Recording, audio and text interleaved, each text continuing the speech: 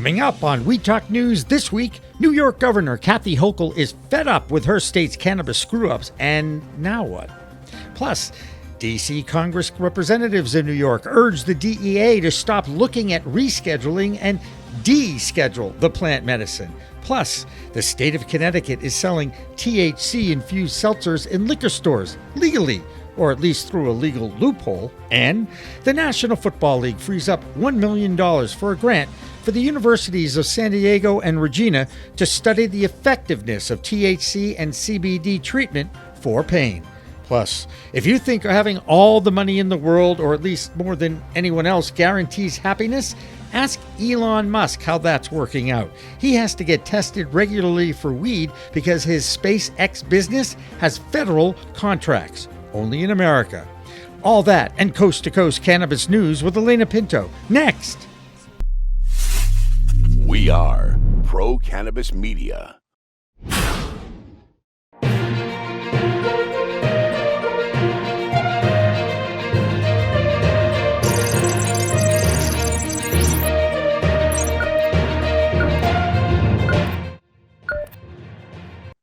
Hi, everyone. Welcome to this week's edition of We Talk News, Pro-Cannabis Media's weekly roundup of cannabis news from coast to coast. I'm Alaina Pinto.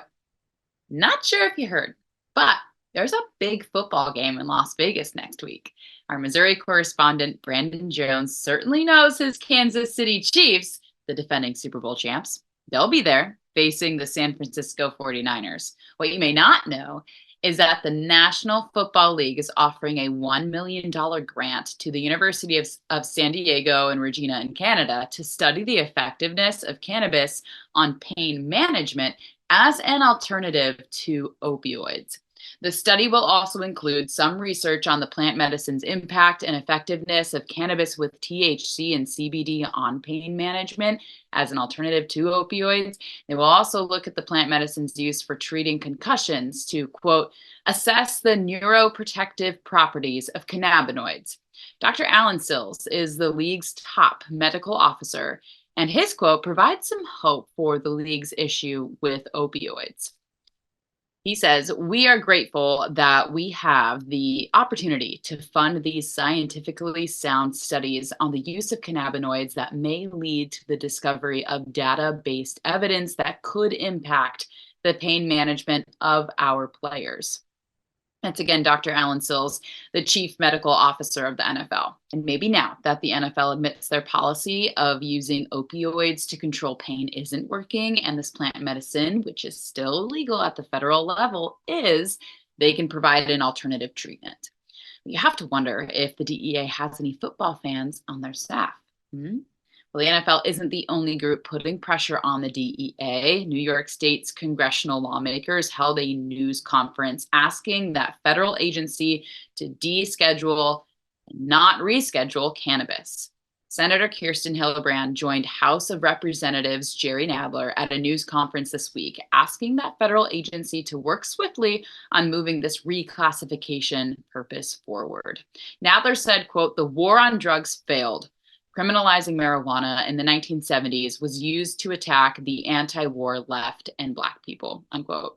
Now, even if the DEA does move swiftly to change cannabis's schedule level, it could be months before any changes will be seen, since there is a public comment period of 90 days, and the substance abuse and big pharma lobbyists will be using their money to combat exactly what the public wants. So it will still be one step forward and two steps backward, something we call cannabis standard time. Our DC and Maryland report comes from Andrew Behringer. Here he is. I'm Andrew Behringer, and this is the DC Area Report for We Talk News. A group of 12 senators led by Senator Elizabeth Warren are calling on President Biden's administration to go further than just rescheduling cannabis. They want cannabis fully descheduled and removed from the list of controlled substances altogether. In a letter sent this week to Attorney General Merrick Garland, the senators argue that simply moving cannabis to a lower classification does not go far enough to address decades of harm from its illegal status. The push comes as the Biden administration considers recommendations made last year by the Health and Human Services to reschedule cannabis from the strictly banned Schedule 1 category to Schedule 3.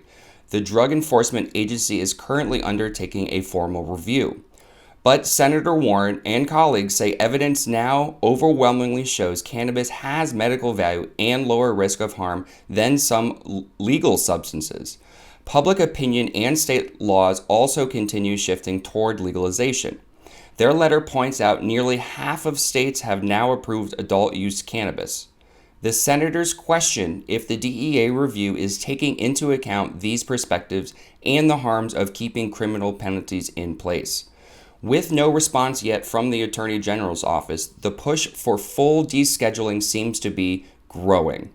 Senator Warren and other leading Democrats appear intent on forcing the Biden administration's hand after promising decriminalization during the 2020 campaign.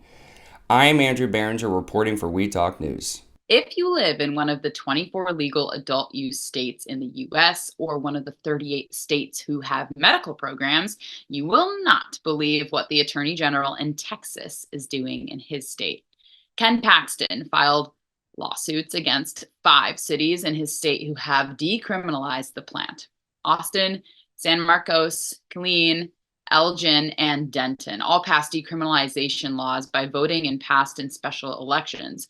Now, keep in mind that in Texas, Delta 8 hemp-derived products are sold all over the state. In filing his suit, Attorney General Paxton stated that, quote, "This unconstitutional action by municipalities demonstrates why Texas must have a law to, quote, follow the law. We don't allow cities the ability to create anarchy by picking and choosing the laws they enforce," unquote. Lubbock is voting in May on decriminalization, and Dallas and Lockhart expect it to be on the ballot this November. Following the AG's lawsuit, 2 cannabis advocacy groups in that state, Ground Game Texas and Texas Cannabis Collective, shared a quote of their own.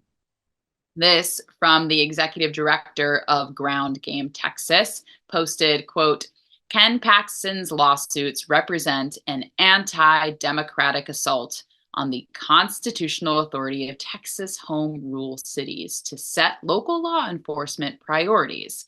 A supermajority of voters adopted a policy to deprioritize marijuana enforcement in order to reduce radically biased law enforcement outcomes," unquote.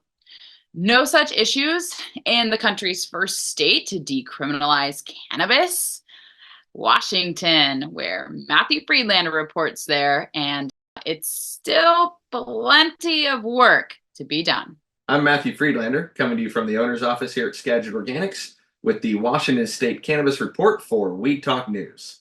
So we had another busy week here in Washington on the legislative front. We're about halfway through our session, and I went down to the state capitol on Tuesday to join the Cannabis Alliance, Washington's largest cannabis trade group, for their annual lobby day.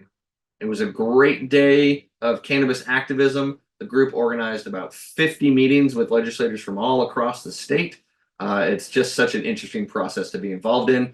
I encourage everyone, especially those here in Washington, to contact your legislators and let them know how you feel about the issues. You can do that at ledge.wa.gov. On a lighter note, Northwest Leaf announced the date for the Leaf Bowl, Washington's premier cannabis awards show. That will be happening on March 23rd. So keep an eye out for more information about that. Wazoo, Washington State University, also conducted a study on mice that pinpointed the area in the brain that is stimulated by cannabis that increases your desire for food. So the munchies are a real thing. This does have actual medical implications, though, for people that are dealing with cancer and other conditions like that that may cause you to lose your appetite. It's encouraging to know that cannabis may provide some relief from that. That's what I've got for you this week. I'm Matthew Friedlander with the Washington State. There is some movement on the legalization of cannabis in West Virginia, which is surrounded by legal states. State Senator Mike Caputo has introduced an adult use legalization bill that would fund a troubled state-run health insurance program called PIA.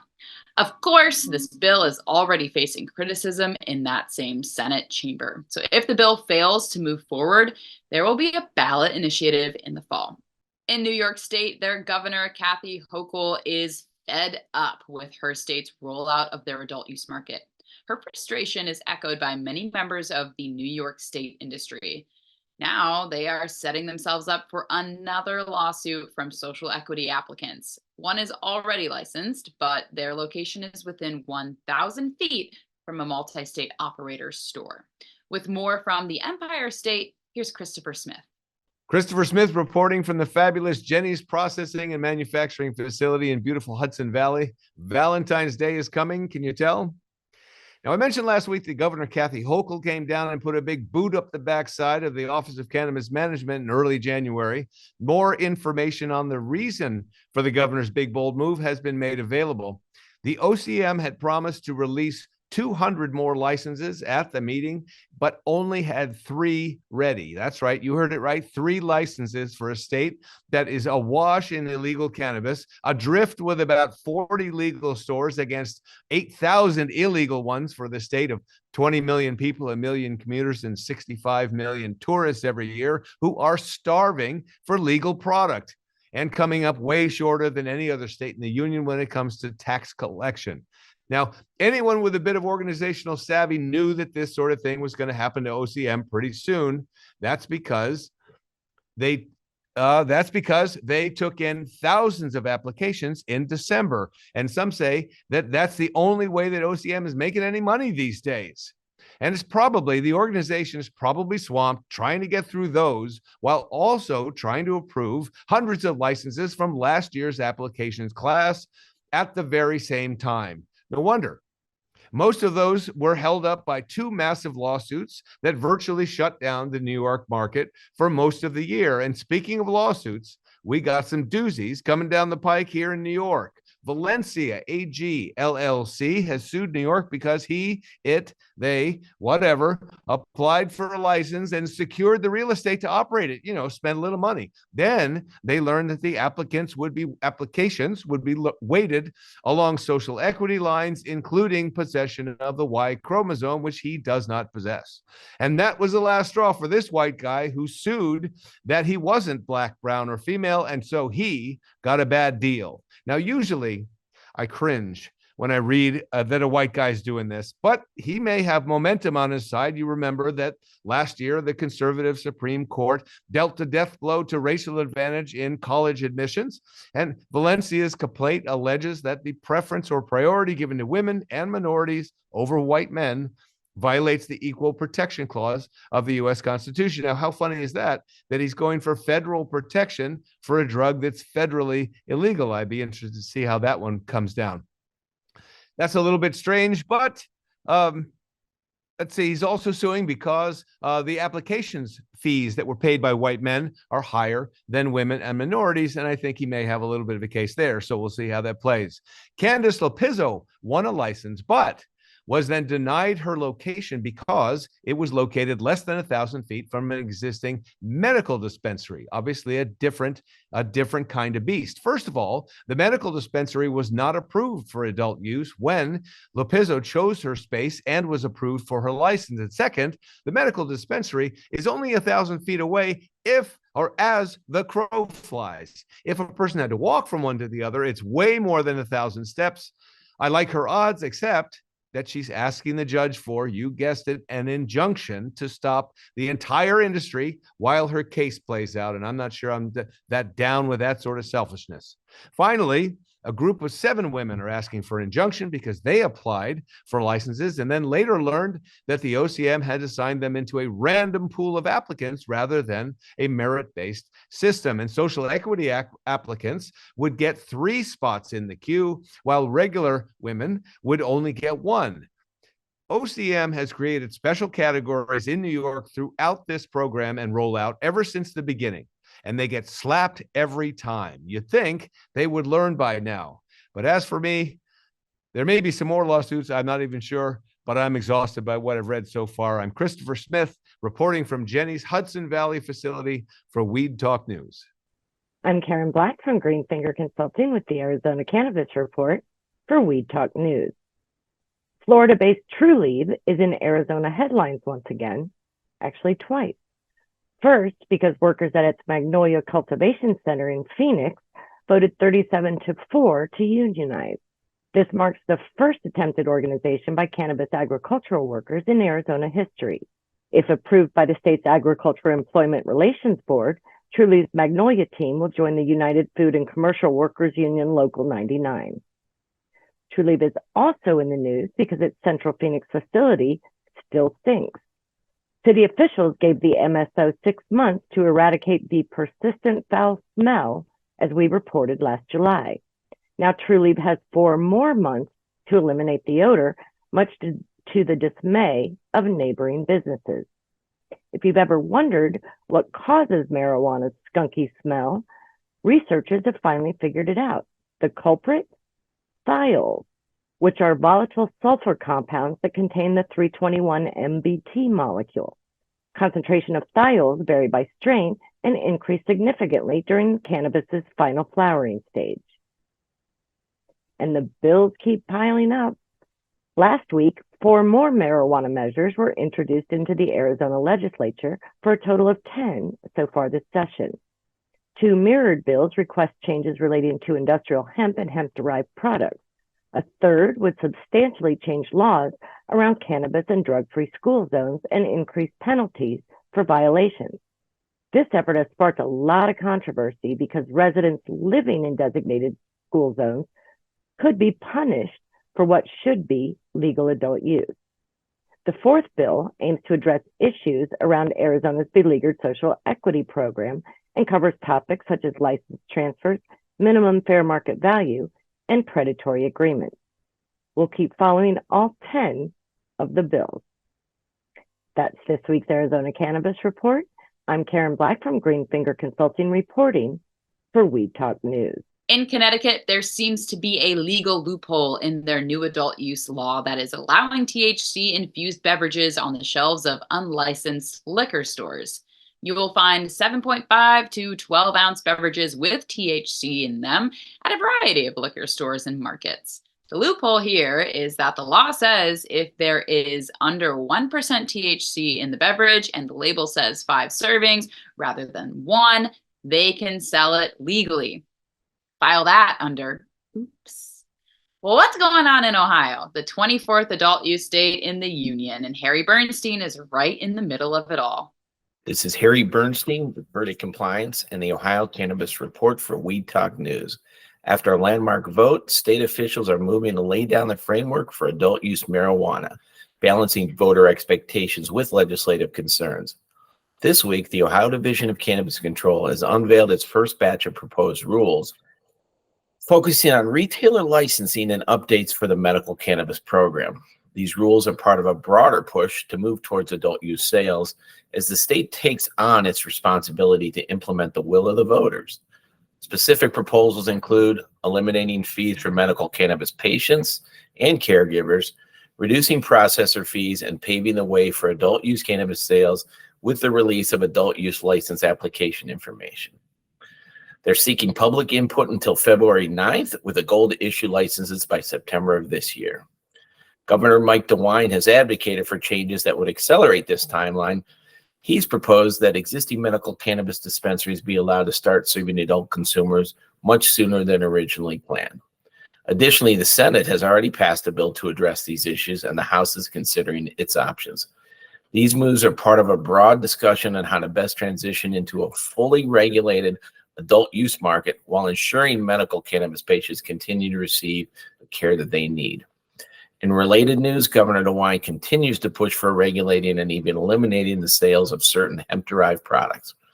That's the Ohio Cannabis Report for this week. I'm Harry Bernstein with Verdict Compliance Partners reporting for Weed Talk News. There's an unfortunate trend in many legal states, and no one is sure how to rectify it.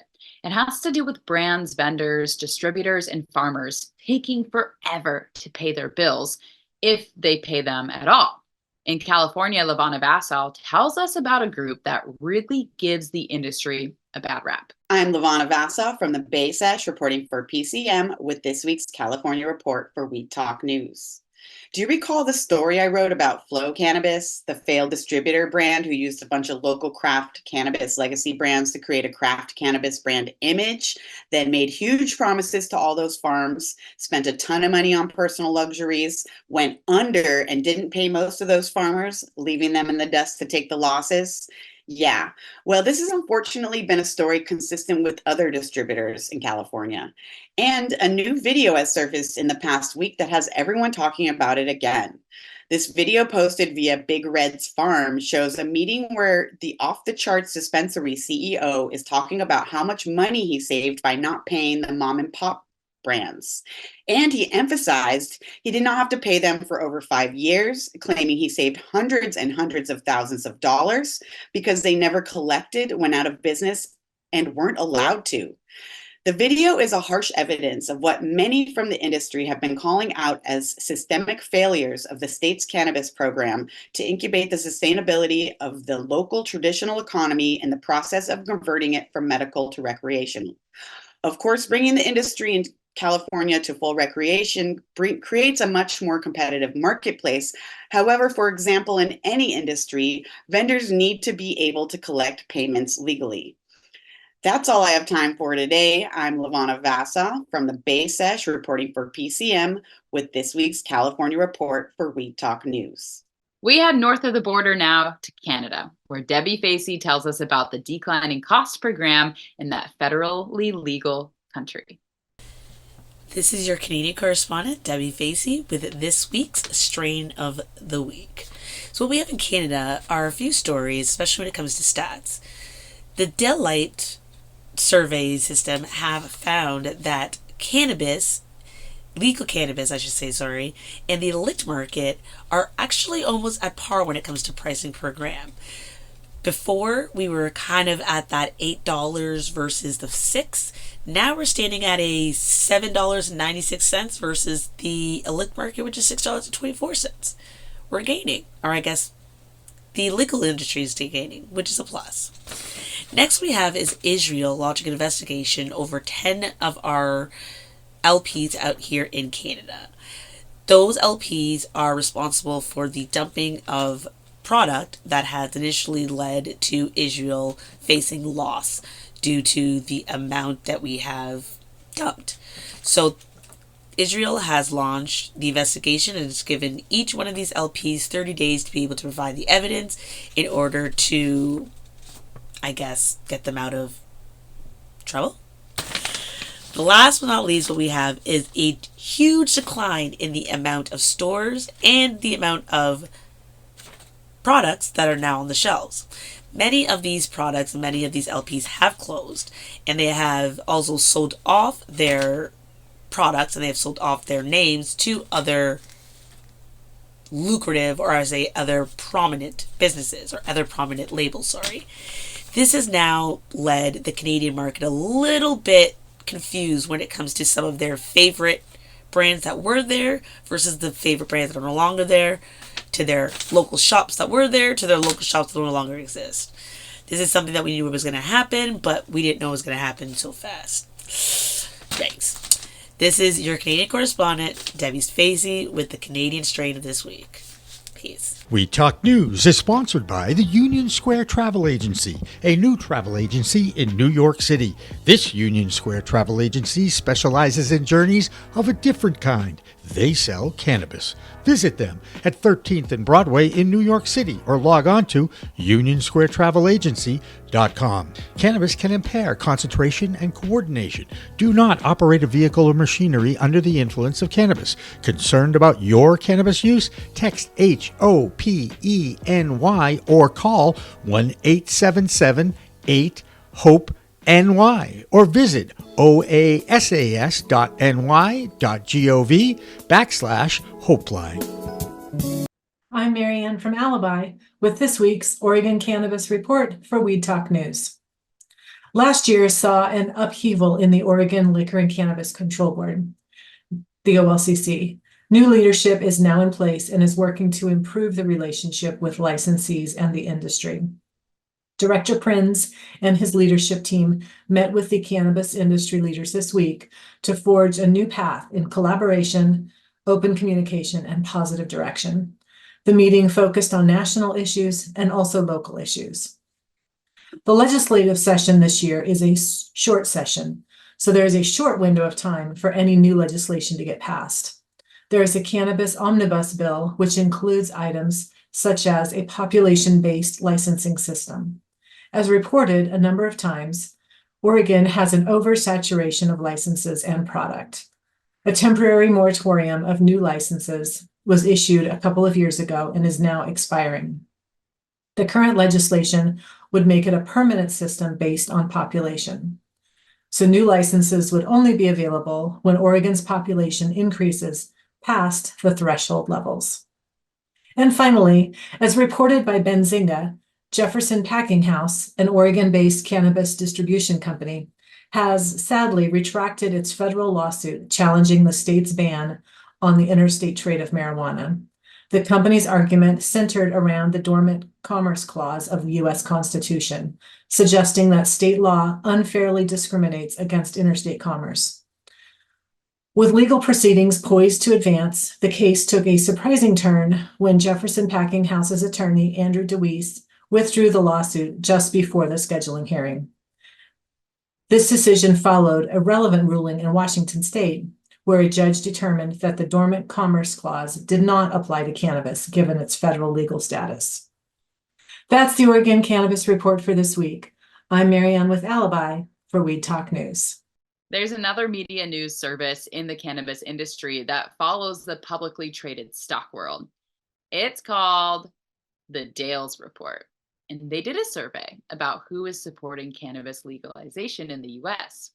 Is it Republicans or Democrats? Well, in this report, they found that hope for cannabis legalization cuts across party lines, demographic lines, and even socioeconomic lines. Needless to say, everyone is waiting to see what the DEA does with the scheduling at the federal level.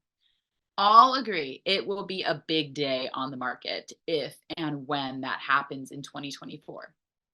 When it comes to the stock market, we are lucky to have Doug Miller's High on Wall Street report. I'm Doug Miller from High on Wall Street with this week's cannabis stock report for Weed Talk News. A few weeks back, I discussed Tilray, and it had a record quarter, but the stock was dipping. It was trading around $2.40, and it came down to $1.90. And I said it was going to dip a little, but it was going to set up the bounce big. Well, it dipped to about $1.83, and now it's trading around $1.99, and it's setting up the pop. So watch for dips and trade smart. And that's this week's Cannabis Stock Report. Reporting for Weed Talk News, I'm Doug Miller.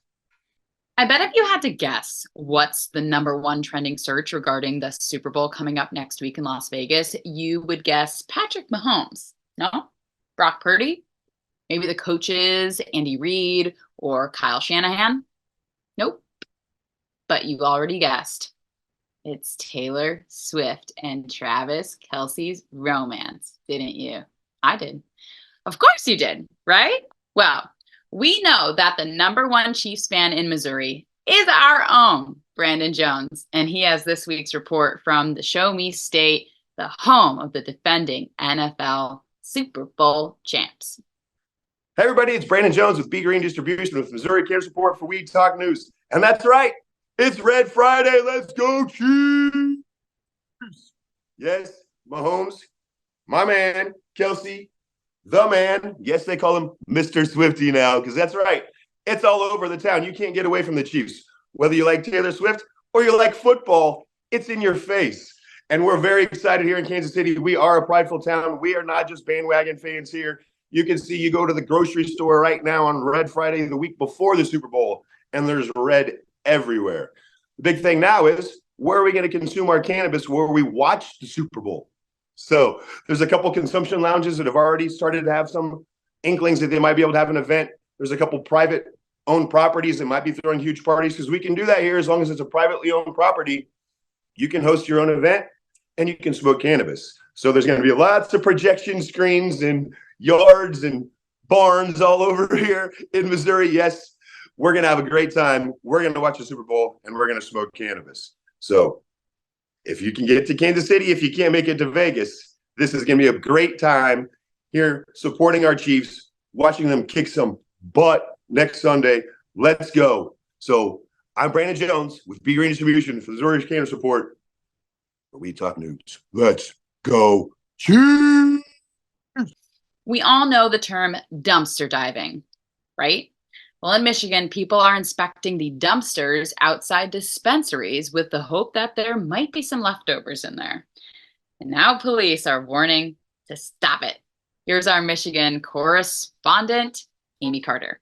I'm Amy Carter with Michigan Weedsters for this week's Weed Talk News. In a joint statement, the Michigan Chamber of Commerce and the company Common Citizen emphasized the importance of banking reform. They cited recent media reports of a series of break-ins and attempted break-ins at cannabis retailers in Detroit, as well as warrants that were issued by Attorney General last spring, which were connected to over 20 break-ins across the state. The Chamber and Common Citizen are calling on lawmakers to take action to protect both businesses and communities by passing the Safer Banking Act. In other news, the Michigan marijuana industry reached a new milestone in 2023 with over $3 billion in total sales. That's $300 per man, woman, and child. Despite 30% growth over the $2.3 billion sold in 2022, insiders believe the market is increasingly saturated and heading for a slowdown this year. The cannabis community here in Michigan was saddened by the passing of a well-known advocate, Shelley Brewer. Her and her husband, Jason, relocated to Michigan from Indiana a few years back. Sadly, she lost her battle with cancer. She will be missed and remembered by many. We love you, Shelley. I'm Amy Carter with Michigan Weedsters reporting for Weed Talk News. And finally tonight, Elon Musk. You might know the founder of Tesla and the owner of X, rebranded from Twitter. He's the richest man in the world.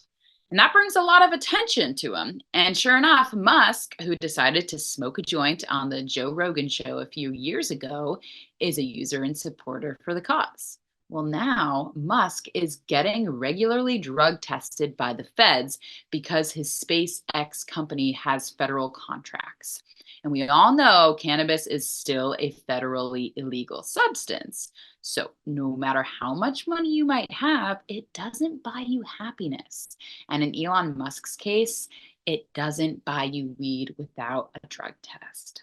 Well, that's this week's Weed Talk News. I'm Alaina Pinto, and remember, it's a whole new world of weed out there, so use it responsibly.